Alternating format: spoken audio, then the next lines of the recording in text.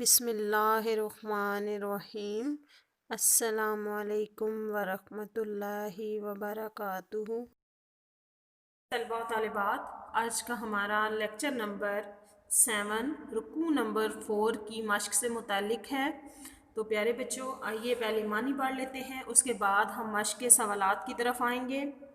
پہلا معنی ہے اس کا تردنا، تم چاہتی ہو، تو علینا تم آؤ، اماتکنا میں تمہیں کچھ مال دوں، اسحرکنا میں تمہیں رخصت کر دوں، سراحن رخصتی، آدھا تیار کیا، ضیفینی دو گنا، یکنت فرما برداری کرتا ہے یا کرے گا، آتدنا ہم نے مہیا تیار کر رکھا ہے، لستنا تم نہیں ہو، ان اتقیتنا اگر تم اللہ سے ڈرتی ہو، فلا تہدنا بالقولی دبی زبان سے، نرم لہجے سے، نرمی سے بات نہ کرو،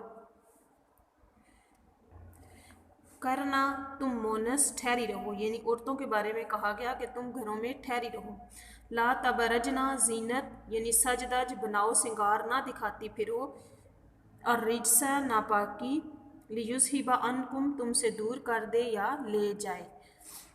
سوالات کی طرف آتے ہیں جی۔ پہلا سوال ہے، اس سبق کی آیات کے حوالے سے بتائیے کہ اللہ تعالیٰ نے ازواج نبی کو کن دو باتوں میں سے کسی ایک کو اختیار کرنے کے بارے میں کیا فرمایا۔ پیارے بچوں، ہم نے پڑھا رکوع کے شروع میں، ہم نے پڑھا آیت نمبر 28 میں ہم نے پڑھا کہ اے پیغمبر اپنی بیویوں سے کہہ دو۔ دو باتیں اللہ تعالیٰ نے پیغمبر کی بیویوں کے سامنے رکھی۔ ایک بات یہ تھی کہ اگر تم دنیا کی زندگی اور اس کی زینت و آرائش کی خواستگار ہو تو آؤ میں تمہیں کچھ مال دوں اور اچھی طرح سے رخصت کر دوں، آؤ میں تمہیں کچھ مال دوں اور اچھی طرح سے رخصت کر دوں۔ دوسری بات یہ رکھی کہ اگر تم خدا اور اس کے پیغمبر اور اکبر یعنی بہشت کی طلبگار ہو، جنت کی طلبگار ہو، تو جو نیکوکاری کرنے والیاں ہیں ان کے لیے خدا نے اجر عظیم تیار کر رکھا ہے۔ پیغمبر کی بیویوں کو اللہ تعالیٰ نے دو باتیں کہیں۔ پہلی بات یہ کہ اگر تم دنیا اور اس کی زینت کی طلبگار ہو تو پیغمبر کے گھر سے مال لے کر رخصت ہو جاؤ۔ دوسری بات یہ کہ اگر تم اللہ، اس کے رسول اور آخرت کو یعنی جنت کی طلبگار ہو تو اللہ نے نیکوکاری کرنے والیوں کے لیے اجر عظیم تیار کر رکھا ہے۔ دوسرا سوال ہے، ان آیات میں اللہ تعالیٰ نے رسول اللہ صلی اللہ علیہ وآلہ وسلم کی ازواج محترات کو یعنی آپ صلی اللہ علیہ وسلم کی بیویوں کو کن احکام و آداب کی تلقین فرمائی ہے۔ تو پیارے بچوں، ہم نے رکوع میں پڑھا کہ پیغمبر کی بیویاں جو ہیں وہ عام عورتوں کی طرح نہیں ہیں۔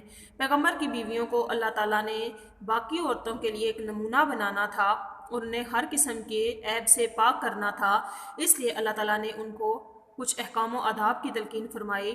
آئیے ہم دیکھتے ہیں کہ رکوع میں اللہ تعالیٰ نے کن احکام و آداب کی تلقین فرمائی۔ اے پیغمبر کی بیویوں، پہلا ادب تو یہ کہ تم میں سے جو کسری ناشائستہ الفاظ کہہ کر رسول اللہ صلی اللہ علیہ وسلم کو ایذا دے گی، اس کو دگنی سزا دی جائے گی۔ پہلا ادب تو یہ سکھایا گیا کہ پیغمبر کو ایذا نہیں دینی، کوئی ایسے الفاظ استعمال نہیں کرنے جس سے پیغمبر کو تکلیف ہو۔ پھر اس پہ انعام بھی رکھا، سزا بھی دگنی رکھی اور انعام بھی دو گنا رکھا، اور وہ یہ اس طرح رکھا کہ جو کوئی اللہ اور اس کے رسول کی فرما بردار رہے گی اور نیک عمل کرے گی تو اس کو بھی دونا ثواب دیں گے۔ اس کے بعد اللہ تعالیٰ نے فرمایا کہ تم اور عورتوں کی طرح نہیں ہو۔ یہاں پہ یہ بات واضح ہو گئی کہ جو باقی مسلمان عورتیں ہیں ان میں اور پیغمبر کی بیویوں میں فرق ہے۔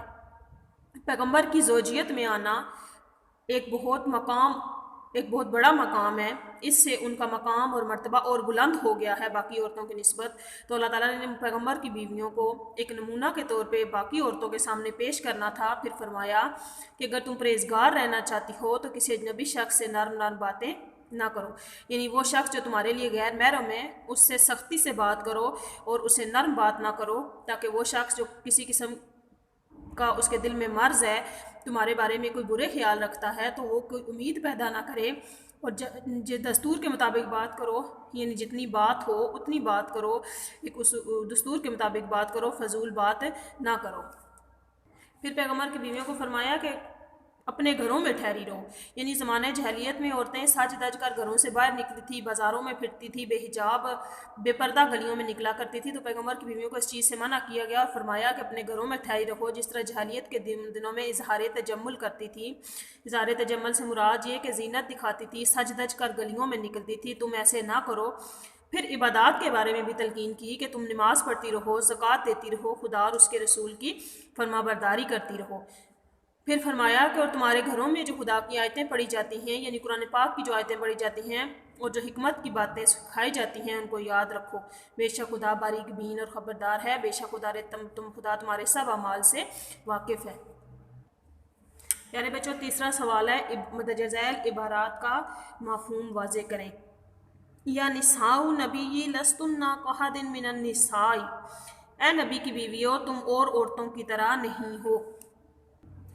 اللہ تعالیٰ نے اس آیت میں ازواج نبی کو ان کے مقام و مرتبے کو بیان فرمایا اور یہ فرمایا کہ حضور کی زوجیت میں آنا کوئی معمولی بات نہیں ہے، اس سے ان کا مقام اور مرتبہ دوسری عورتوں کے مقابلے میں بہت بڑھ جاتا ہے۔ اگر ان میں کوئی ناپسندیدہ فعل سرزاد ہوتا ہے تو اس سے دین پر حرف آئے گا، اس لیے انہیں چاہیے کہ وہ اپنے مقام و مرتبے کا خیال رکھیں۔ یعنی یہ بات ذہن میں رکھنی چاہیے کہ جہاں ان کے نیک عمل کا اجر 2 گنا ہے، وہاں اس سے سرزد ہونے والی کوتاہی کی سزا بھی 2 گنا ہے۔ وہ عام عورتوں کی طرح ہرگز نہیں ہیں، بلکہ نبی صلی اللہ علیہ وآلہ وسلم کی بیویاں ہونے کی حیثیت سے ان پر بہت بڑی ذمہ داری عائد ہوتی ہے۔ اس کا مفہوم آگے جی دوسری آیت کا مفہوم دیکھیں جی۔ وقرنا، آیت کے ایک حصے کا مفہوم، وقرنا فی بیوتکن، اور اپنے گھروں میں ٹھہری رہو، یعنی زمانہ جہلیت میں عورتیں بے حجاب بازاروں میں نکلتی تھی، اپنے حسن کی نمائش کرتی تھی، تو پیغمبر کی بیویوں کو یہ سب کرنے سے منع کیا گیا اور فرمایا کہ عورت کا اصل دائرہ کار اس کا اپنا گھر ہے، بغیر ضرورت کے عورتیں اپنے گھروں سے نہ نکلا کریں۔ تیسرا ہے جی ولا تبرجنا تبرج الجاہلیات الاولی، زینت نہ دکھاتی پھرو جس طرح زمانہ جہلیت میں زینت دکھاتی تھی، یعنی زمانہ جہلیت میں عورتیں سر تج کر بازاروں میں نکلتی تھی، پیغمبر کی بیویوں کو یہ کرنے سے منع فرمایا گیا اور فرمایا گیا کہ زمانہ جہلیت کی طرح زینت نہ دکھاؤ بلکہ اپنے گھروں میں ٹھہری رہو اور اللہ تعالیٰ کی عبادت کرو اور خدا اور اس کے رسول کی پیروی کرو۔ پیارے بچوں، آج کا ہمارا لیکچر یہاں پہ ختم ہوتا ہے۔ رکوع نمبر 4 ہمارا مکمل ہو گیا، ہم نے مشق بھی کر لی۔ میں امید کرتی ہوں کہ آپ کو رکوع نمبر 4 کی اچھے طریقے سے سمجھ آ گئی ہوگی۔